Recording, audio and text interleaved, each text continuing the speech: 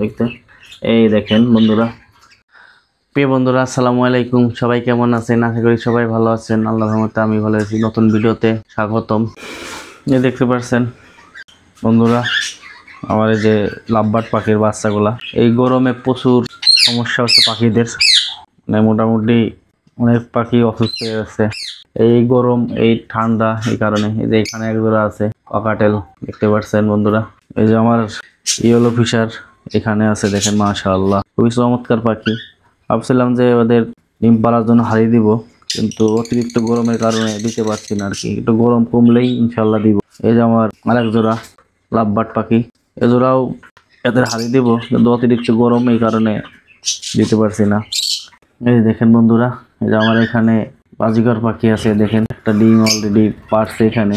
এই দেখেন বন্ধুরা, গরম একটু কমলে ইনশাআল্লাহ এদের হারিয়ে দেবো আশা করি।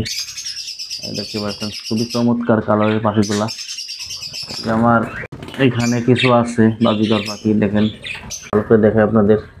এই দেখেন মাশাআল্লাহ, এ সবই রানিং পাখি। এদের হারিয়ে দিলে ইনশাআল্লাহ এটা ডিম পেড়ে দেবে খুব দ্রুতই। যে বন্ধুরা, এখানে আমার এক জোড়া ডায়মন্ড ডব ডিম পাড়ছিল, দুটা ডিমই ফুটছিল, একটা বাচ্চা মারা গেছে আর একটা মাত্র বাচ্চা আছে। আপনাদের দেখাবো আমি বাচ্চাটা কি সুস্থ আছে নাকি কোনো কিছু।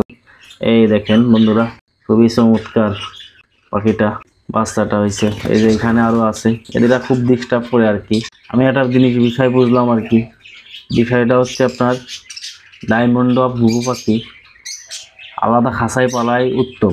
একসাথে পারলে ওরা খুবই একে অপরকে ডিস্টার্ব করে এবং সবাই এক জায়গায় ডিম পাড়ার জন্য ব্যস্ত হয়ে থাকে আর কি। আপনার দেখাই বাচ্চাটা ধরে আপনাদের, না ধরবো না, একেবারেই ছোট কিউট বাচ্চা, দেখেন মাশাআল্লাহ। এই পাখিটা দেখেন কেমন হয়েছে, অবশ্যই আপনারা কমেন্ট করে বলবেন। আমার এই প্রথম আমার এখানে বাচ্চা ফুটলো ডিম থেকে। এই যে আমার এক জোড়া ককাটেল পাখি আছে বন্ধুরা, দেখতে পাচ্ছেন মাশাআল্লাহ, খুবই চমৎকার পাখি।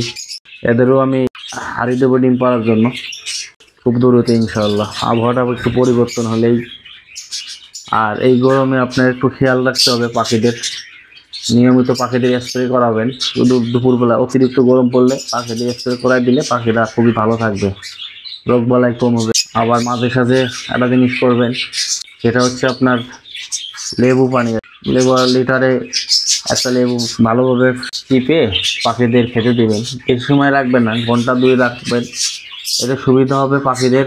অতিরিক্ত গরম লাগলে পানিটা খেলে শরীরটা ঠান্ডা হয়ে যায় পাখিদের, যে কোনো মানুষ বা পাখি যে কোনো বিষয় আর কি।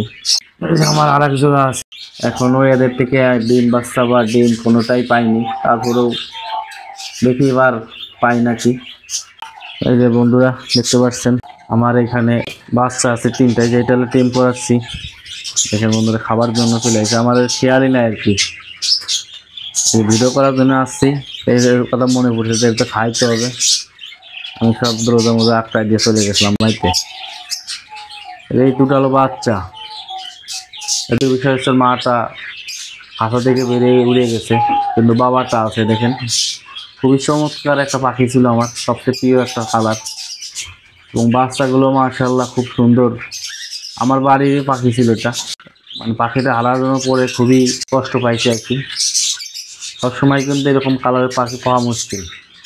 এর নাম রাখছে অরেঞ্জ। বন্ধুরা দেখেন খাওয়ার জন্য কি করছে।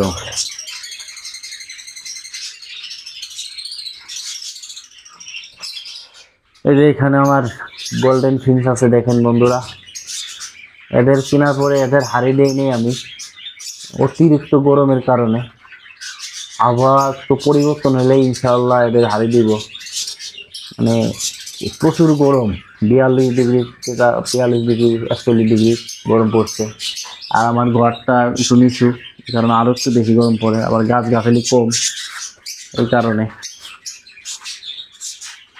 আজ ভিডিও এই পর্যন্তই। সবাই ভালো থাকবেন, সুস্থ থাকবেন। আল্লাহ হাফিজ।